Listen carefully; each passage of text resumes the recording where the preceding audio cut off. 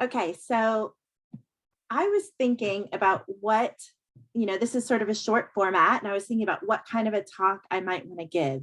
And in my mind, there's different kinds of talks, of like plenary talks of this nature. There's the kind that gives you like some quick tools that you can add to your toolbox that'll be immediately practical for you the next day. And there's talks where you get to hear people talk to each other or bring different ideas in conversation in ways that really speak to you, that really feel relevant to you, that help you build castles in the sky. And then you go out later and you figure out how to make those castles happen.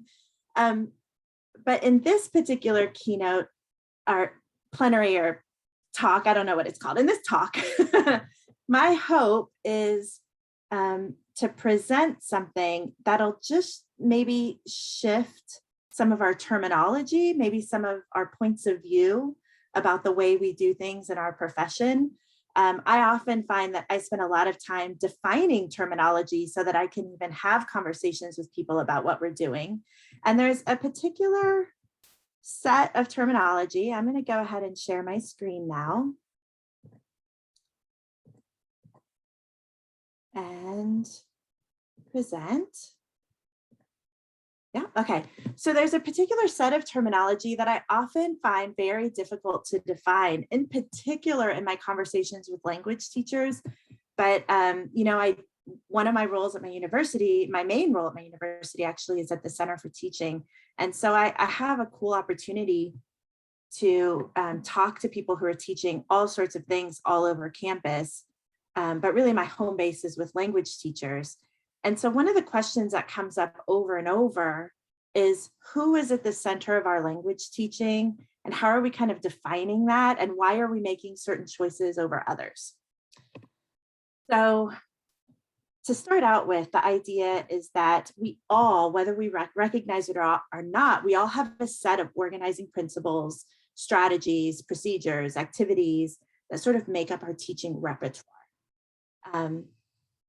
It's similar to the concept of ideology. You cannot think about your ideology, but you do have one. It's like having a perspective. I've heard Florencia, in fact, say that teaching without an ideology is like typing without a font, which I think is an amazing analogy. Like, whether you're thinking about it or not, you have a set of organizing principles that you're using to make choices about your teaching.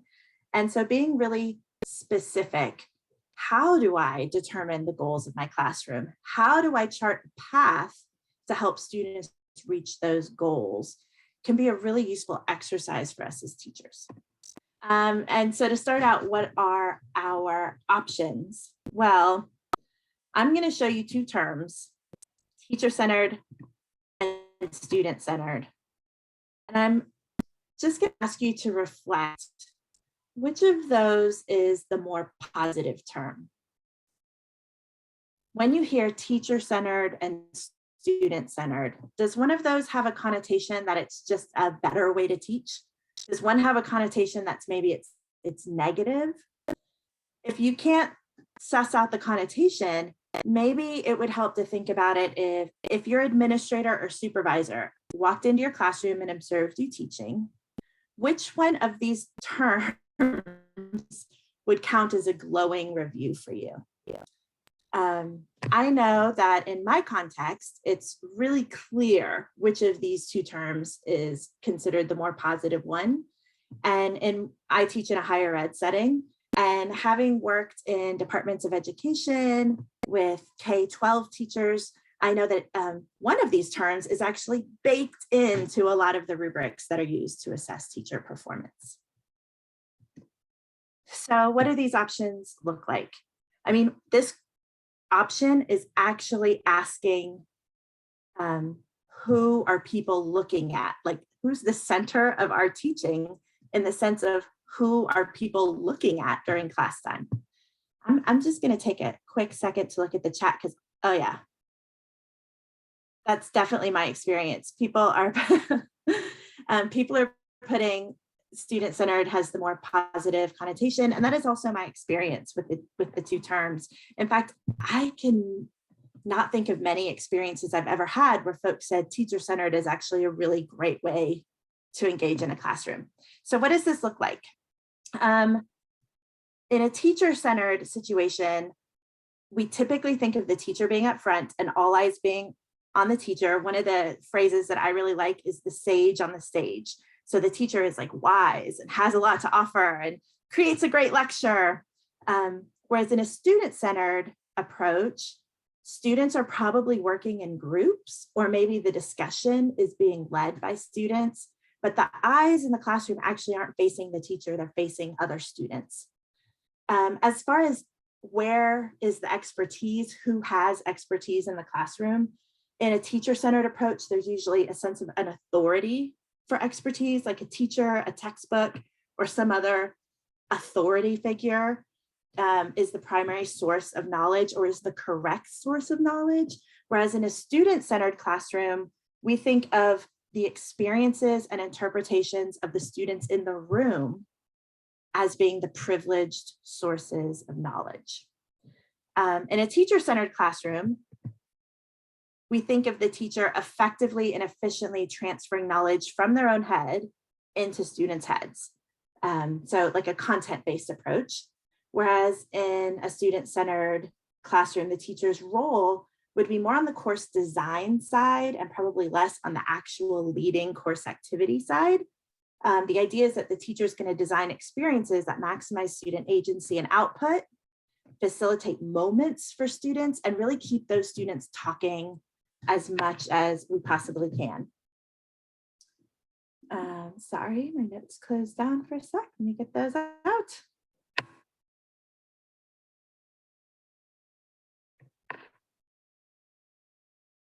Okay, so I think the interesting thing about these two ideas is that we've attached such incredible value to one over the other. However, there's actually quite a bit of research about what students prefer. And a lot of what we hear students saying they prefer is more of a teacher-centered approach. Particularly in higher education, there's quite a bit of research that says higher education students want their teachers to be trustworthy sources of knowledge. They want them to be clearly in control of the classroom. And one common complaint that we hear from teachers when they're transitioning to a more student-centered approach is, well, they didn't even teach anything. Like they weren't even teaching, or we basically were teaching ourselves. Because these two modalities can look really different and some students have preferences for one over another.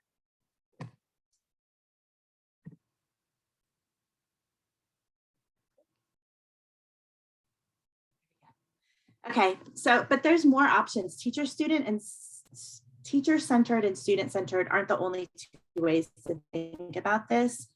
In fact, one of my favorite authors, Kumarava Devalu, way back in 1993, said that actually who is the center of the classroom isn't the right question. He said that what is the center of the classroom is a more interesting question, especially in language courses.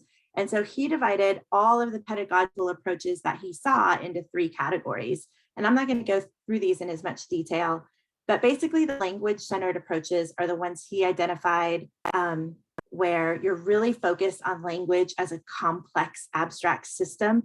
And students aren't necessarily learning to speak and understand the language as much as they're intentionally learning metalinguistic knowledge about the language. They're learning, this is where you might say, okay, today in class, we're going to look at every stem changing present verb, or we're going to look at how you do indirect pronouns, or you take sort of these grammatical categories. The outcome of these kinds of classes is that students have a really deep systematic metalinguistic knowledge, and they have to put in intentional effort to learn. And the teacher's role is really to produce sophisticated, clear, compelling explanations of all these intricate systems. This is what a lot of us would call like a traditional classroom approach. I think that's controversial also, but a lot of us think of this as like a traditional grammar-focused approach. What he identified as learner-centered approaches is a lot of what we think of as like the communicative approaches and all of their babies, all of the little communicative outgrowths that have been. This is where the teacher understands what learners' needs are in the classroom and what their specific goals are for how they want to use language.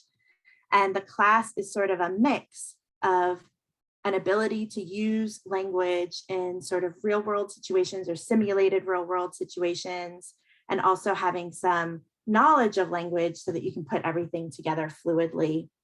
And the teacher's role in this kind of a classroom is really sequencing the activities so students get the maximum benefit and facilitating learning activities. This is not just something that happened in language. It's been about 40 years now that education as a whole has moved towards these learner-centered, or you might call them student-centered approaches, where the idea is that students are doing all the work in the classroom, students are doing most of the talking, students are actively engaging in skill-based activities that meet their own personal goals for language learning. And also focus on their perspectives and their insights on language. Kumarava identified a third category, though, which he called learning-centered. And this is when you create a classroom where students are getting every opportunity to engage in like creating language. So this would be like high levels of comprehensible input. There probably wouldn't be some sort of language authority like a textbook or a teacher who's systematically teaching language. It would be more like we come together every day and we do things together that help us use the language we know and acquire new language. And one of the important aspects of a learning-centered classroom is that it doesn't value intentional learning. So these types of learning settings really value subconscious, incidental language learning that happens while you're doing other things. And the teacher's role is not to grade, is not to sequence activities, is not to explain grammar. The teacher's role is just to provide students with that maximum level of useful input and keep their focus on communication rather on anything to do with the language itself. Okay, so all that to say, Kumarava, after he went through those, yes, beyond methods, that's exactly right, Stephanie, that's what it's called. So after he went through all of those different types of classrooms, he then basically said, it's great to be able to, like in our brains, create categories like teacher-centered and learner-centered, or language, learner, and learning-centered. This helps us categorize the world and make sense of the world. But actual research and our own experience in classrooms, to be honest, shows collectively and clearly that teachers who are trained in, and even those who swear by particular methods, just don't conform to the theoretical principles and classroom procedures of that method. And if you have lots of teachers who all claim to follow the same method, but then you examine what they're doing in class, a lot of times they'll be using radically different classroom procedures. And I like to call this the zebra effect. In the literature, and sometimes in the way we talk about teaching, we have a very black and white approach, right? You're either teacher-centered or you're student-centered. But the reality is that I'm not black or white. I am doing all of it all of the time in different proportions. I'm a black and white zebra. I often, with my students who are first-year students, I'm not making them talk all the time because they actually don't know how to say anything yet in the language. I have to do a lot of the talking. I have to help them acquire that language in a way that Kumarava might call learning-centered, or the K-12 performance evaluation rubric might call teacher-centered. In other contexts with different kinds of students, it might be more important that the students in the classroom step up and really take control of what we're doing in a student-centered way. Or maybe even that they start to think about language as a systematic structure, a systematic whole, and not just as something for communication. I mean, there's all sorts of things that happen in language classrooms, and all of us are just different kinds of zebras when it comes down to it. So ideas that language is too complex, classrooms are too complex, teachers and students are too complex. And so one single way of thinking about classroom challenges isn't a sophisticated enough toolkit.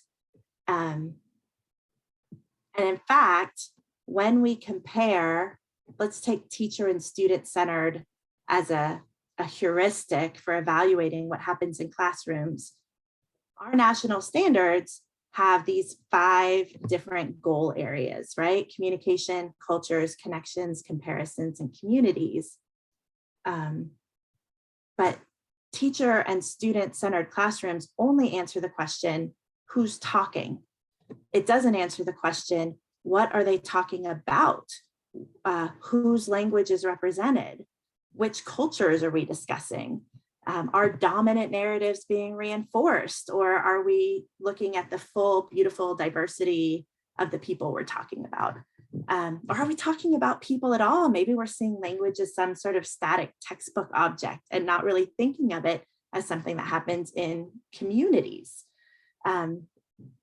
So our heuristics are good for answering some questions, but they're really bad at answering other questions. Kumarova-Divalu's 3 categories help us figure out what is the main goal of the language classroom, but it doesn't help us figure out how to get there. So if teacher and student centered doesn't work, or isn't a complete enough picture, if language, learner, or learning centered isn't a complete enough picture, who or what is at the center of our language teaching, and how can we get from, I don't know, more superficial and value-laden ideas about how we should be teaching according to who's at the center, and maybe think more, more critically in a more community-oriented way. So I really like, on this point, I like to quote Michael Byram in 1997 in his book, Teaching and Assessing Intercultural Communicative Competence. Byram said, even the exchange of information is dependent upon understanding how what one says or writes will be perceived and interpreted in another cultural context. It depends on the ability to decenter our own ideas, our own perspective, our own language, and take up the perspective of the listener or reader. So successful communication, therefore, is not judged solely in terms of the efficacy of the information exchange. It's focused on establishing and maintaining relationships. And I'm going to paraphrase this a little bit and say, whether it is the teacher doing most of the talking or the students doing most of the talking, if those are the only 2 perspectives that are centered in our language classroom, if those are only 2 choices, centering the teacher or centering the students, we are actually leaving out a really key aspect of language teaching. We've forgotten that language teaching isn't just about what happens in our classroom. I'm going to cite a quote, a tweet from one of my favorite language scholars who does some of her best work on Twitter, Dori Collin-Perugini.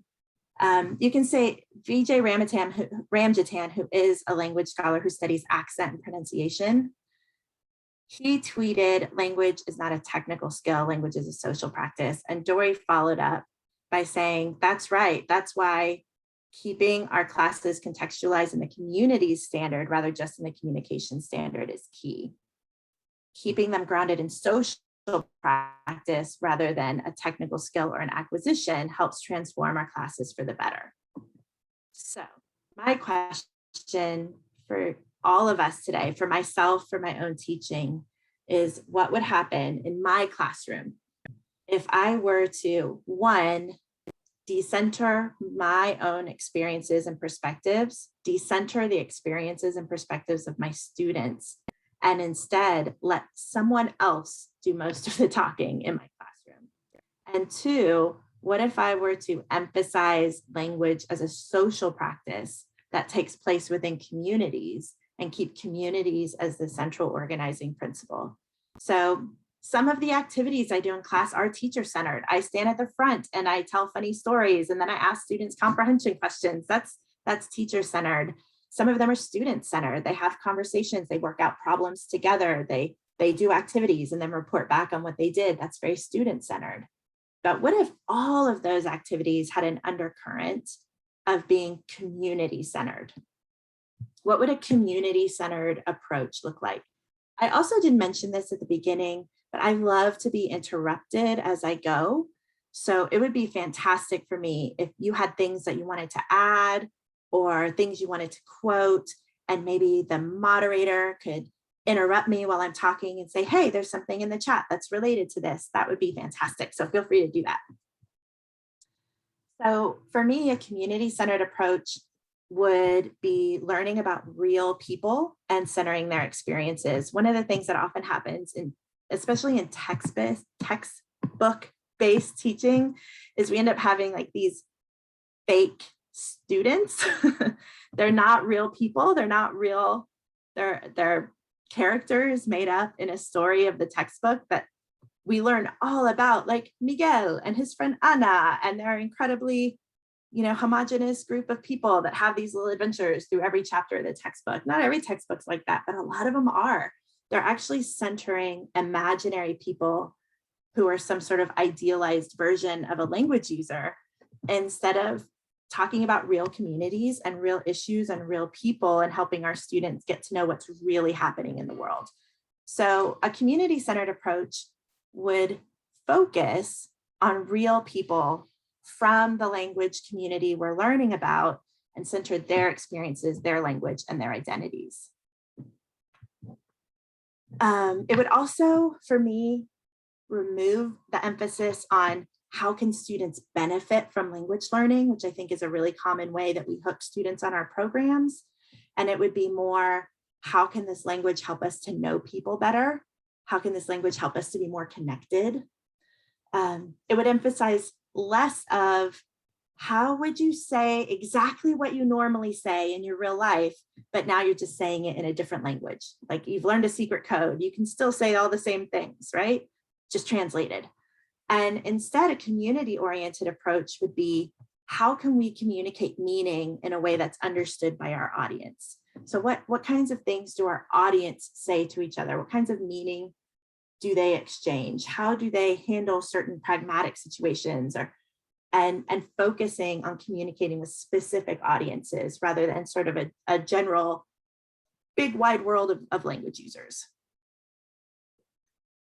I've not been interrupted yet, so just totally feel free. Oh, there's a chat though, I'm gonna read it. This has been my complaint to, Sarah says, this has been my complaint to publishers for years. Why fake folks? Yes, why? Some textbooks are better than others, but the scripted soap operas are not helping to build buy-in, connection, or understanding of living culture.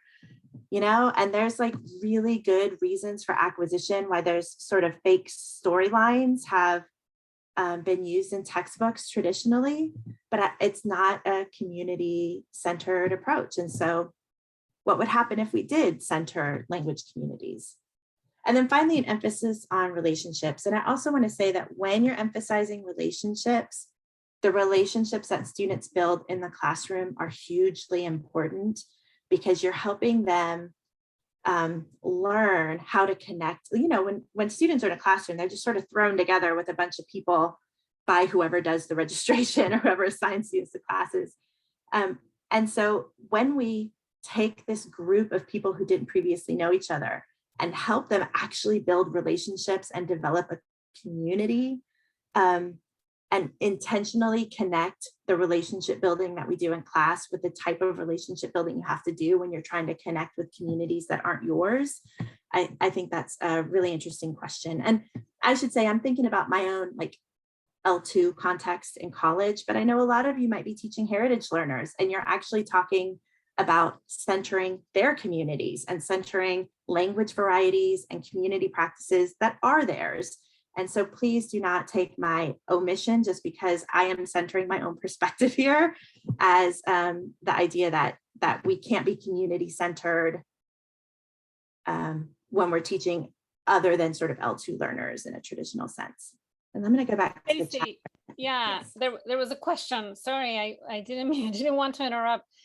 So Sylvia asked something that touches on what you just said. So she's asking, would this approach work better for some students than others? For example, for advanced, better than novice, or for heritage, better than L2?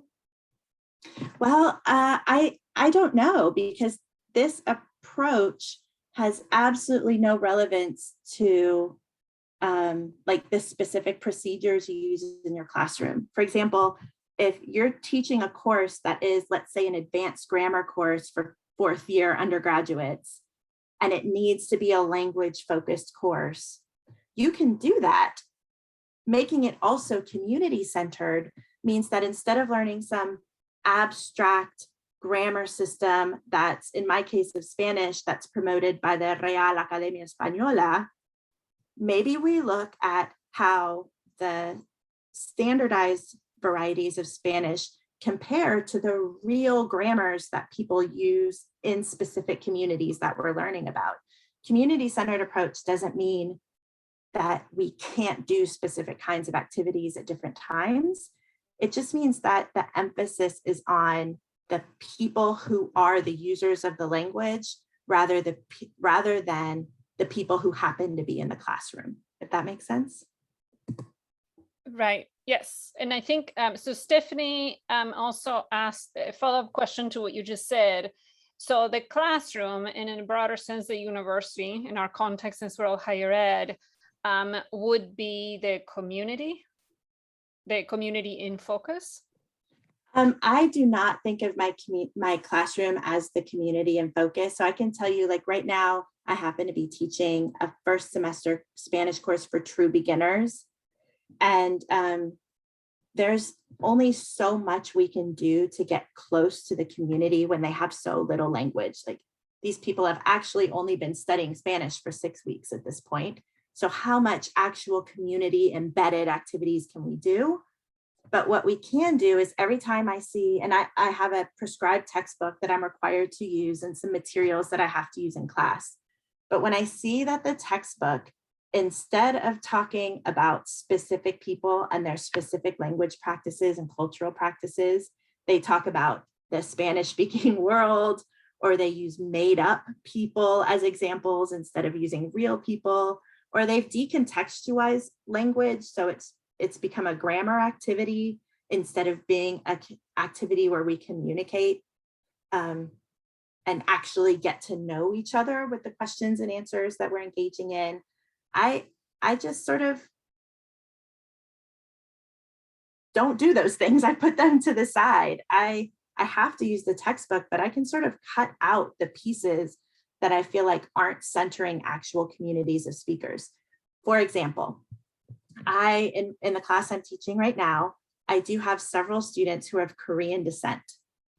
So one of the things that we've been doing, we always do what I call biography work, where I will show someone a picture and I'll tell them, what's their name, where they're from, how old they are, if they have kids, all the things we're learning how to say in the first 6 weeks of a class.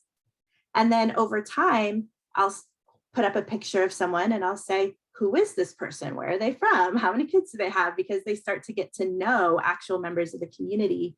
And because I have several students in my class of Korean descent, I've included a higher number of Spanish speakers of Korean descent in that biography work than I might otherwise do in other classes, because Korean heritage Spanish speakers are real communities of language users all over Latin America. And the people in my classroom have a community connection because of a shared heritage.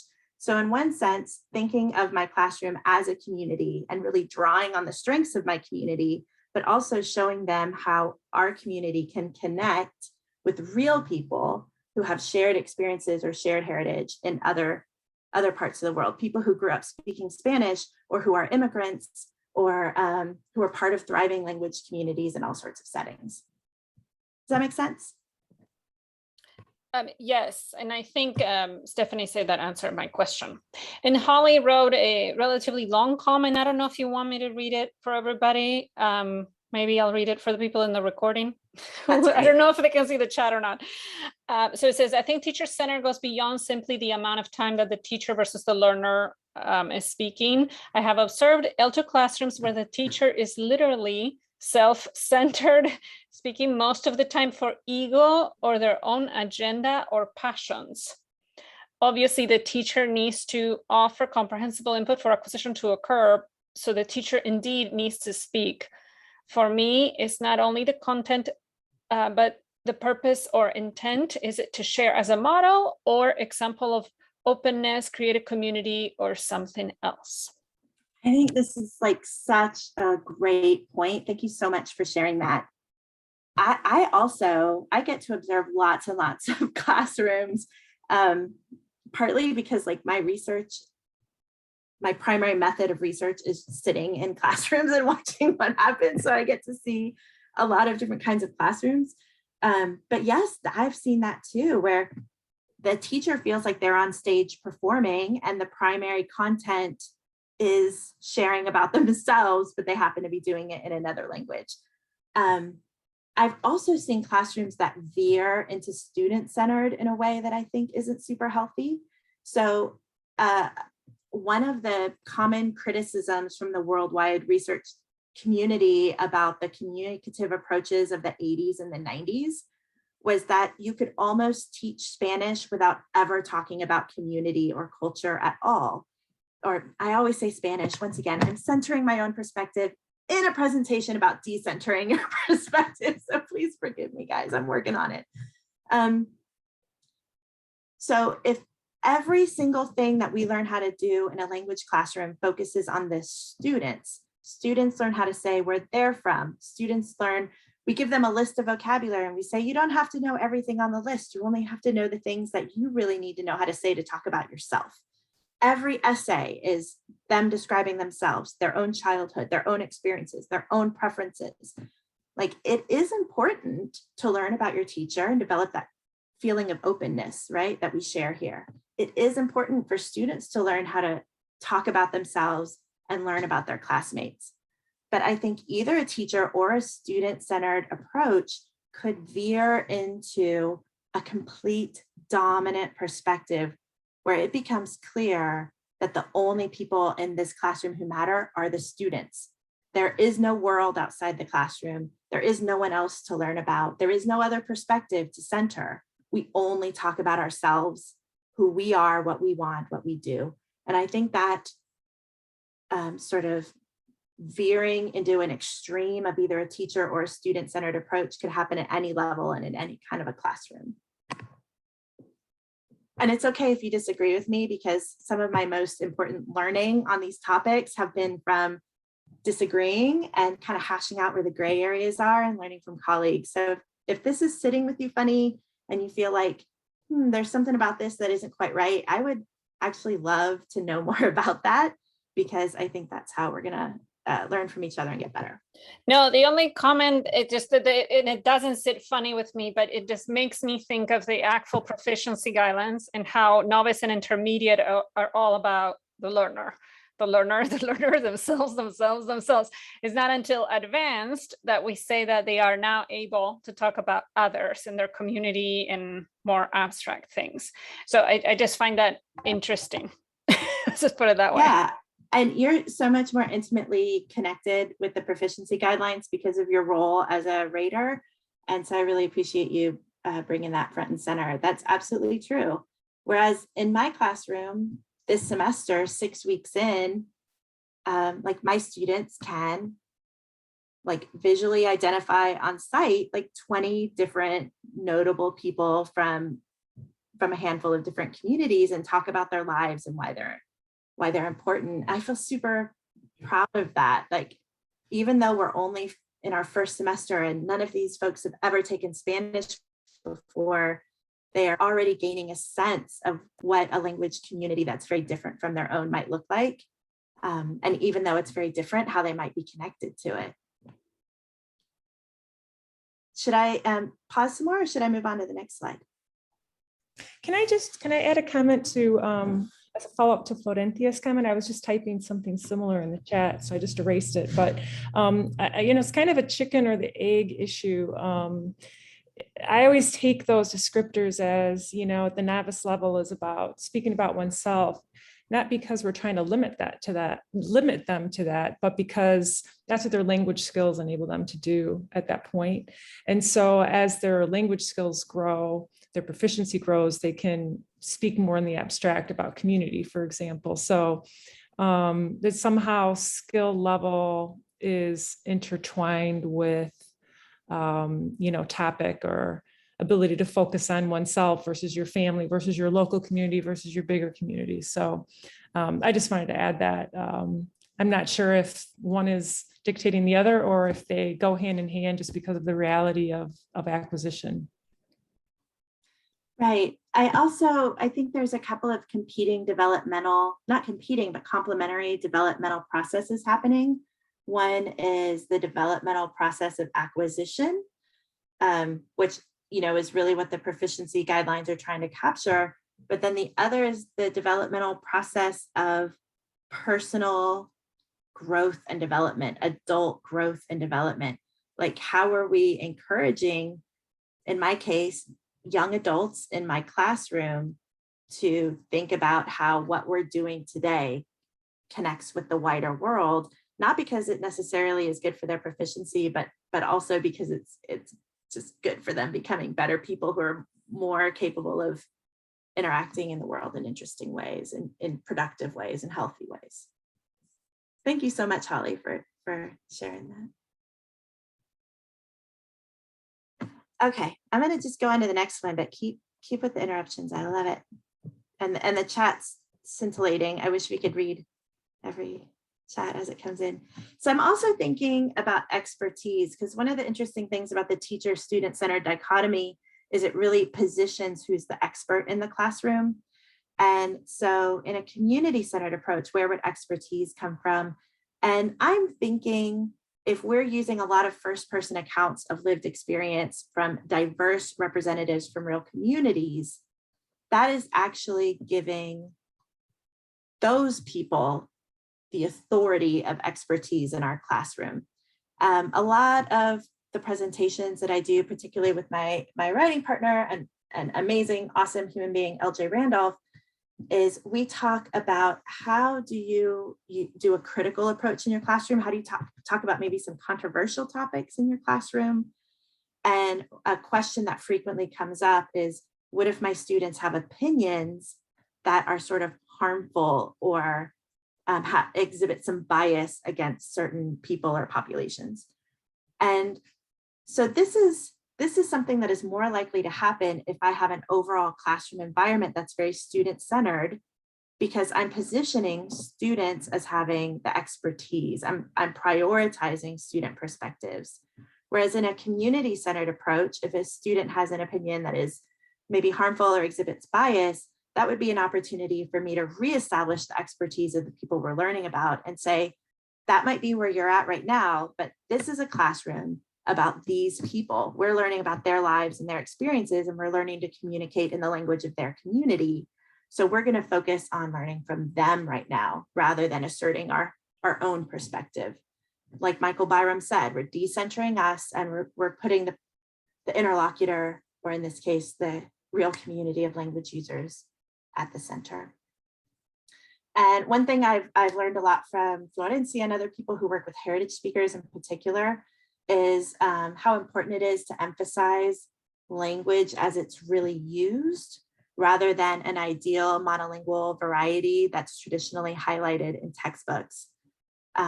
Obviously, once we leave the classroom and go into real communities and study abroad, or in our local communities, or in whatever context for language users, we're going to learn an actual complex, sort of boots on the ground variety of language. But classrooms traditionally have not emphasized that. And a community-centered approach, if we're talking about language use in communities from the very beginning, for instance, in just the 2-year language sequence in my university, we have people from Peru, people from Argentina, people from Colombia, people from Mexico, people from Spain, all teaching courses in the first 2 years. But they're all using a textbook that has sort of a similar mishmashy, general idealized version of Spanish, and we're all teaching that. What if what if we all brought sort of our own variety of Spanish into the classroom and focused on that? What would that look like? I am not actually doing that in my classroom, but this is something that I'm very curious about. How could language programs and language classrooms do a better job of being community centered all the way through? And I see the chats going. Yeah. Anything we need to talk about? I'm hoping Carl will be willing to turn on the mic and expand or make his comment orally, so that I don't have to read it. And unfortunately, if I had, just because I don't want to say it the wrong way. So he's saying that the concept of community has a lot of baggage. And so I think it would be great if he could explain what he means by that. Well, so first of all, what you're trying to say, I think, makes a lot of sense on a lot of different levels. I don't think anybody's against the notion of community, and we all want our students to feel like they belong.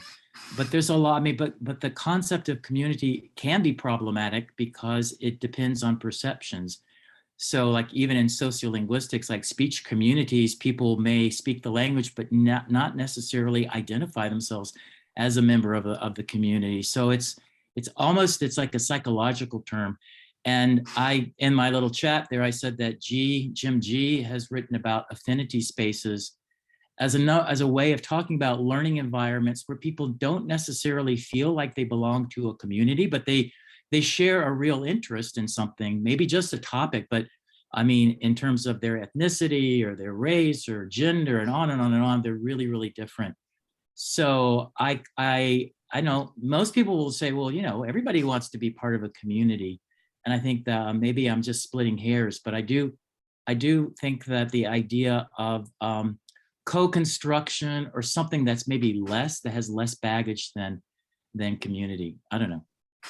I really appreciate you pushing back a little bit. And I personally love to split a hair. I love to figure out where the cracks are and kind of dig my finger into it and see if we can unravel a few things. I think the balance, which you totally nailed in your discussion, but the balance is how can we dig into these gray areas or these maybe the areas that aren't as thought through or not as clear and really unpack all that without throwing out the baby with the bathwater. Because as you said, if I'm coming here and doing a presentation on community-centered approaches, it's almost like I said puppy-centered approaches. So anyone who argues with me is against puppies, right? Right.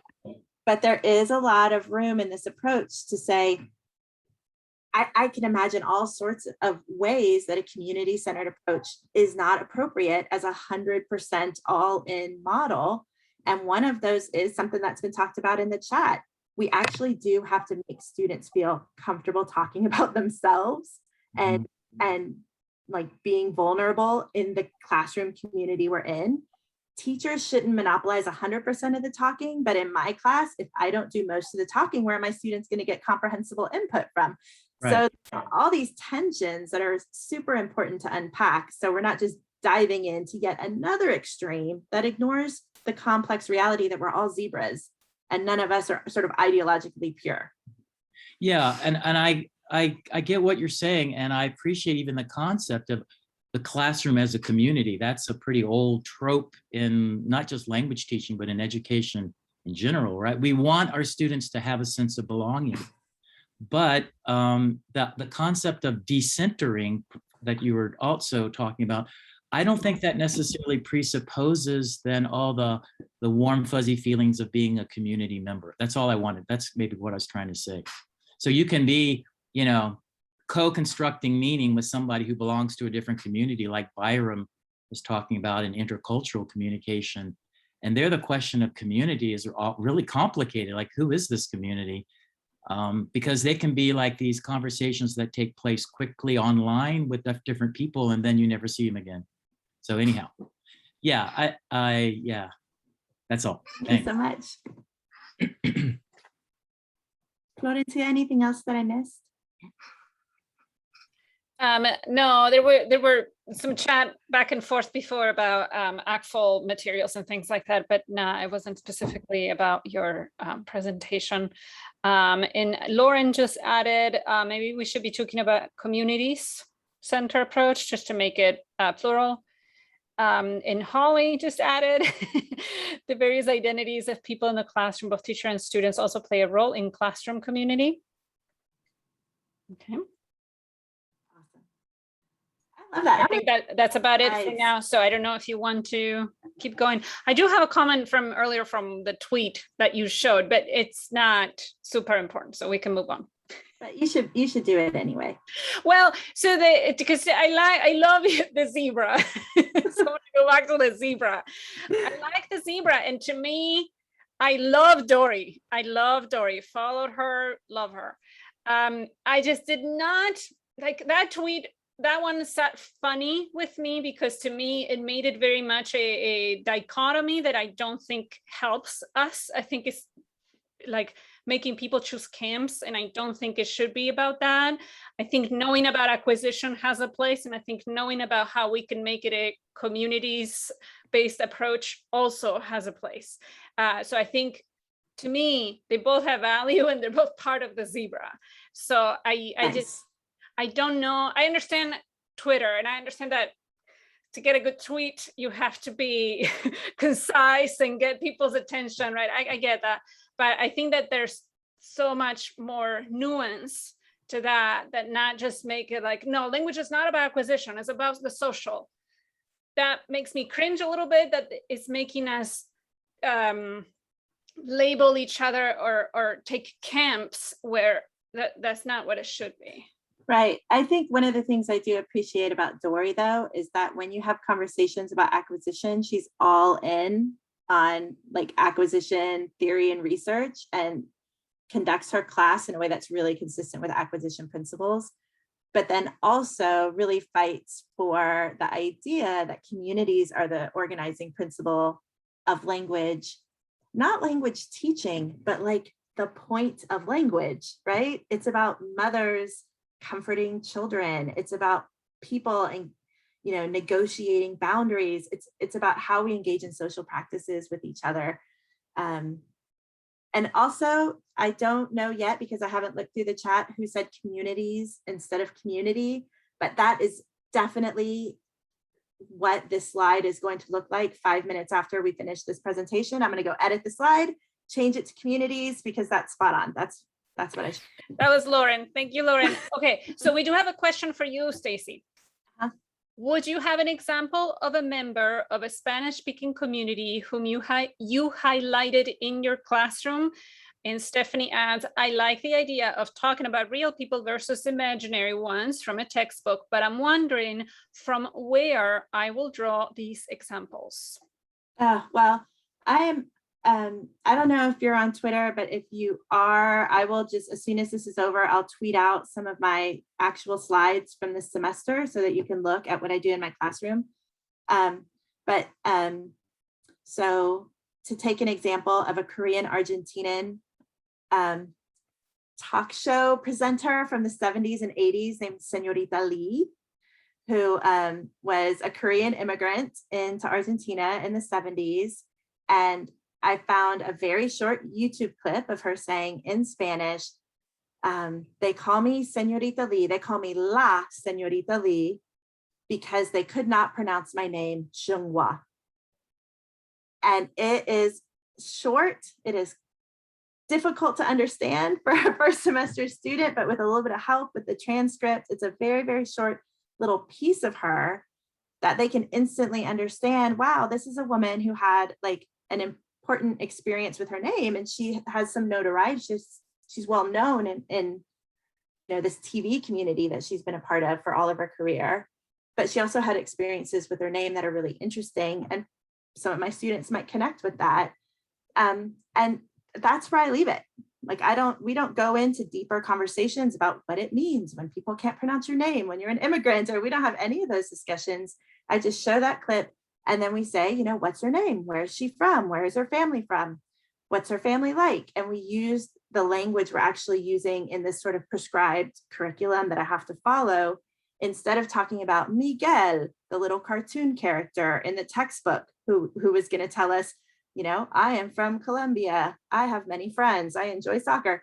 Now we're talking about La Señorita Zhenghua Li and her experience and her life. It doesn't take very long for me to find these people. And I don't, it's not like one day I decided we're going to do a ton of biography work and I found all the biographies. It's like every year I add a couple of new interesting people. And there's also some unfortunate things. Like last year I had this amazing Cuban ballet dancer who was a principal dancer in England, but lived in Italy. And it was just his, he had a Chinese name because he had a Chinese family. But when you listen to him talk, he's obviously Cuban, and he had all these great experiences. And then he got into some legal trouble this year. And so when I Googled his name, I was like, well, can't talk about him anymore. He is no longer someone we're going to study in first semester Spanish class. So sometimes it's like 2 steps forward, 1 step back. But every year I just collect more of these little biographies. I tuck them away in my Google Drive. And I have enough now where I can not only replace parts of the textbook that maybe aren't as beneficial for us, but I can, if I have a community of learners that have certain backgrounds or certain preferences or experiences in a certain part of the Spanish speaking world, we can really focus a lot of our class period on what Carl said, on affinity with language communities. I'm going to go to the next slide. I can see that the chat's blowing up. I'm going to go to the next slide.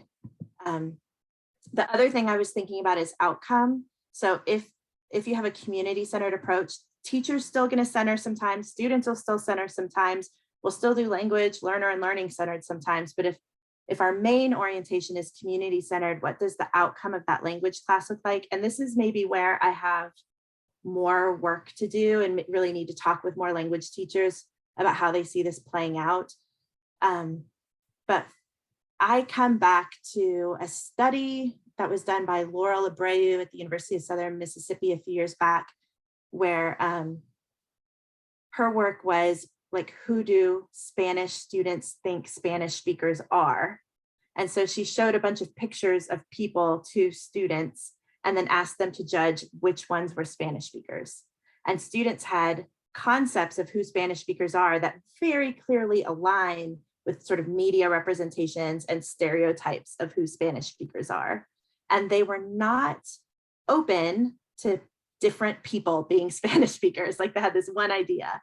But then after taking a Spanish class that included diverse representations, they were much more open to that. They really opened up their perspective to who belongs in communities of Spanish speakers.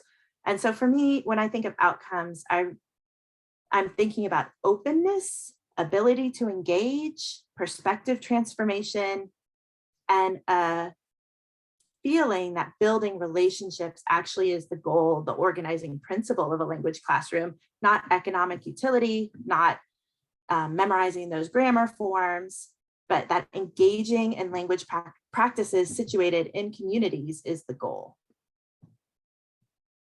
Should I stop, Florencia? No, there was a comment by Kate that I liked, and other people also said they liked very much. I'll read the first part. It says, the ideas that keep bubbling up for me are inward facing and outward facing. And what often happens in classrooms is inward facing. Stacey is advocating for outward facing approach that expands the idea of community to be in multiple. Thank you, Kate. That's really good. Yes, that's you in the slides. And I share the link to the episode with Laura Abreu from We Teach Languages.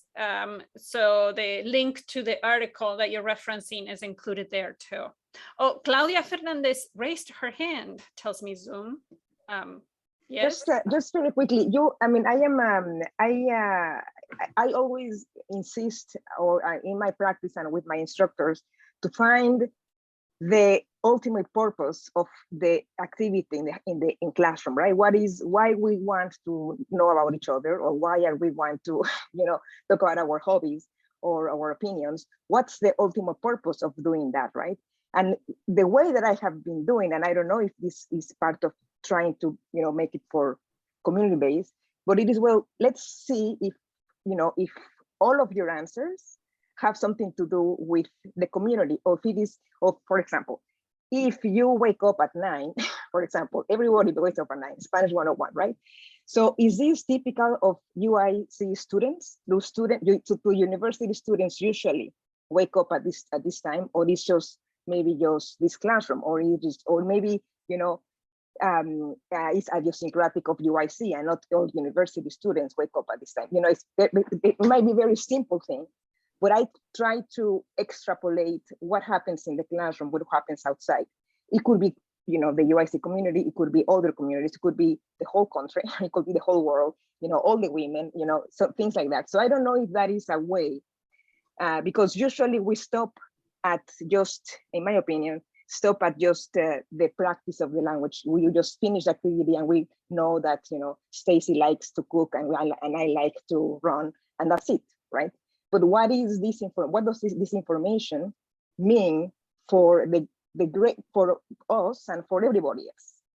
So I think in a way, if in my opinion, if you find always the ultimate purpose of the meaningful, right, the communicative purpose of what we are doing, I think in a way we are making more sense of using the language to get to know each other and to get to know other people, right?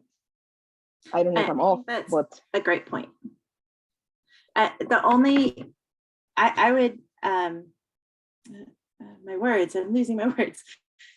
So I would say that's an awesome thing to do to help make the classroom more outward facing, and also to help students understand that they're part of a language community, that it's not like they exist somehow outside of situated community interactions. They also have social practices that are embedded in their community and are either typical or not typical of that community. I think it's a little bit different when you are bringing communities that students don't belong to into the classroom to study, because they don't have sort of that lived experience in order to make extrapolations. And so one thing that I do is I encourage students to sort of extrapolate up for their own experience in their own situated communities, but never to do that when we're talking about the communities we're studying. So we talk about Señorita Lee in the sense that we know where she's from, what year she was born, whether she has kids, like that's really all we know about her. And based on that, I can't tell you whether every Korean Argentinian was born in that year, has kids. I can't tell you whether everybody in Argentina in general meets any of those criteria. And so helping students understand that we're able to extrapolate because this is our community and our own practices, but we have less ability to do that when we have only met 4 people from Argentina total. We can't make any educated guesses about what Argentina is like. Okay, Stacey, we have about 10 more minutes. So well, I think I'm pretty close to done. Let me see. Okay. The last thing was just about the teacher's role, which I think is really different from a teacher-centered approach, which is like design amazing lectures, capture students' attention, keep everything focused on you, and also really different from a student-centered approach where we're just trying to keep the students talking, facilitate activities that will put them in the driver's seat, and always make it about keeping students in motion. In a community-centered approach, I actually have to do a ton of homework outside of class to make sure that I know enough or am embedded enough in communities that I can teach about them without doing them harm. I have to keep up to date on what's happening. I have to understand how language varieties work. And I have to always, collect these examples of real people who are doing notable things or who are not doing notable things, who are just like us, that I can replace things in my curriculum that are maybe more abstract or more, to use Kate's terminology, inward focused. I can make little substitutions here and there to get our focus out on real communities. It's also really hard to decenter your own perspective, which I have exemplified today in my inability to stop saying Spanish all the time.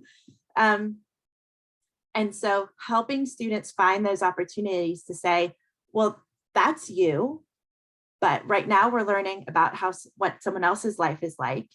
And so we're not going to bring our own value judgments to it. And our opinions don't count for very much here. We're really looking at figuring out the perspective of this person, decentering our own perspective. And so finding those opportunities is actually kind of a challenge. And It's one that I've been working on for a few years, and I'm excited about the possibilities, but I don't have it all worked out yet. And I really appreciate actually this back and forth today to figure out where those points are. I also have a few links, which it looks like mostly already got put in the chat, so I'm not going to have to share those afterwards. I think that's it. That was my whole presentation. Who else wants to talk now? Thank you so much, Stacey. We'll give you some virtual round of applause. It doesn't sound the same. I miss real applause. I want to say that. We had a comment by Carl, and then if anybody wants to, I can't tell if people are raising their hand or clapping. I think it's just clapping. I think it's just clapping, right? Okay. If anybody wants to turn on their mic and ask a question, you're free to do so. Carl's comment was, I like the idea of raising awareness of the students' own situated communities. I always ask my students to write a lingua culture, hopefully I'm saying that right, autobiography as one of the first assignments in my classes. It helps them to think about how to generalize without essentializing all the objects of study, language, culture, community, etc. Okay, and there were more comments about zebras. Yeah. That really resonated with everybody. Do I see any hands up? No. Oh, well, I can keep talking. I thought I was bowing out to take over, but you want to hear more from me? I'll do it. Always. So one thing that I am curious about, I have found sort of my own way of doing this by substituting some of the parts of my curriculum that I don't think are as useful with what I call biography work.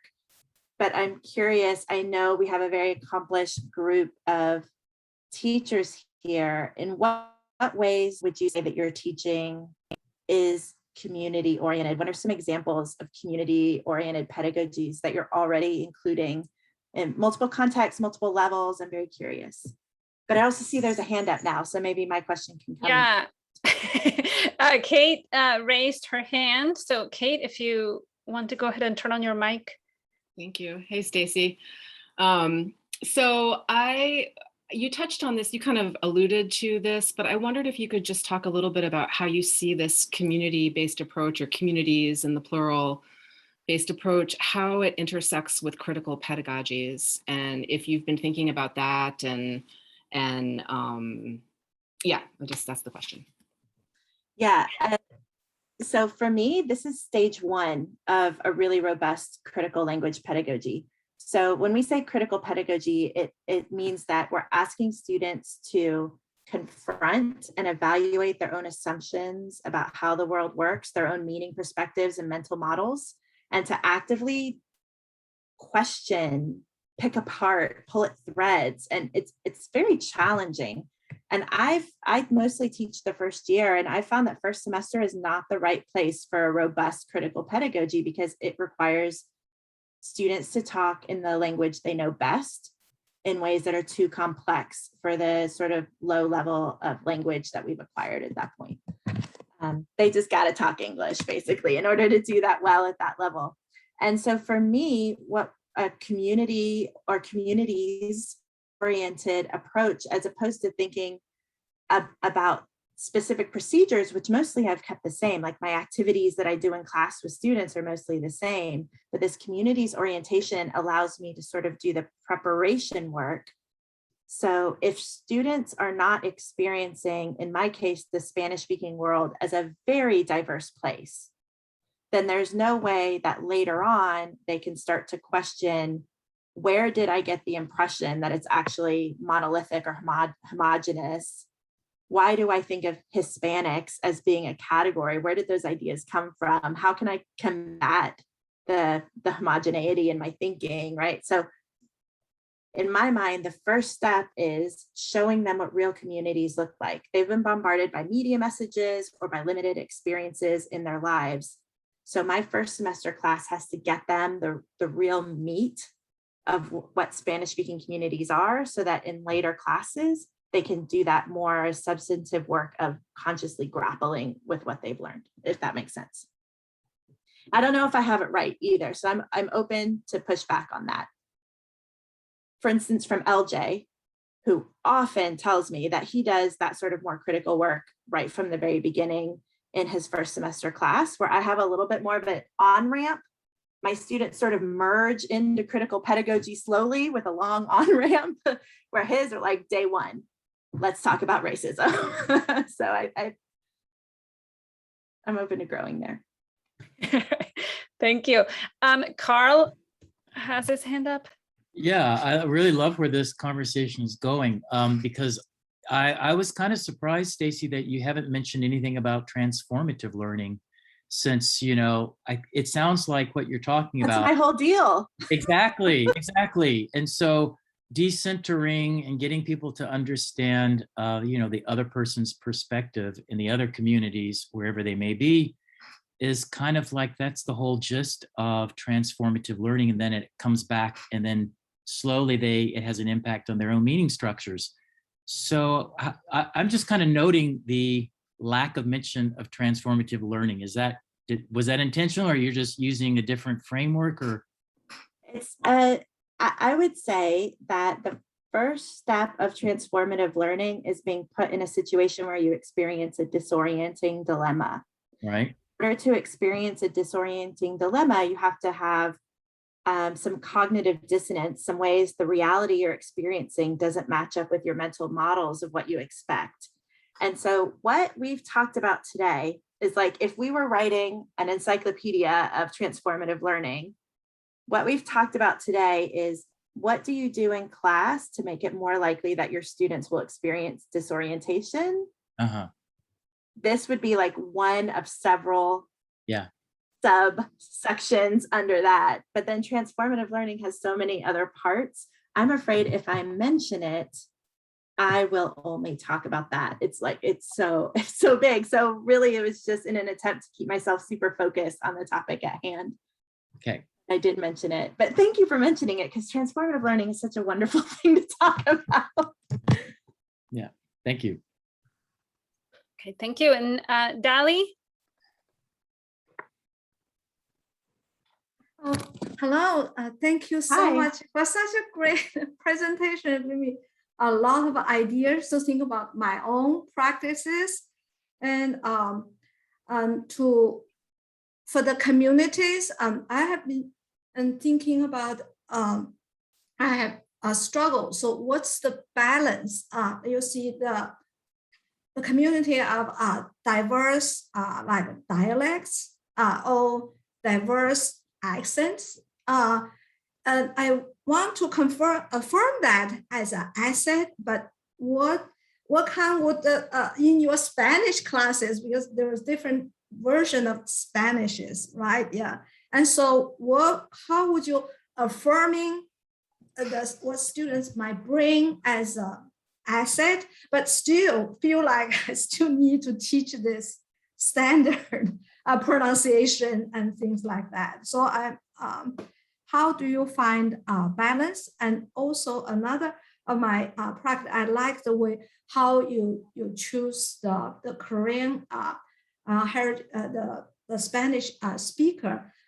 The one thing I try to use is after the Olympic, Sunisa Lee with the minority got gold medal. I think everybody's, I saw that's try to use that to say, the Chinese textbook we use didn't represent the diverse, the Chinese, like Hmong is one of the minorities. So I just try to find opportunity, but I'm not always lucky to get this kind of opportunity. So how would you suggest like us do it? Any other strategies you think like we can bring more of this kind of diversity into our own classrooms? So for your first question about balancing the need to teach the standardized variety that's sort of part of the curriculum, I definitely feel that, because my program is so structured and everything is laid out in so much detail that it doesn't feel like I have a lot of discretion in what variety of Spanish I teach. And so literally my own imperfect non-native speaker accent is one of the things I do. I speak an accent that's from northern Spain because that's where I studied abroad.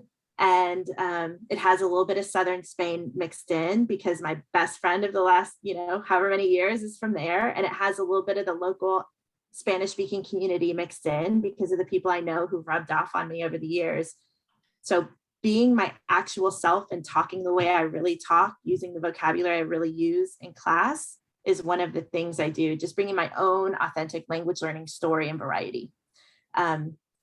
There are actually people in this room who've done amazing presentations on topics similar to this one that I've learned from.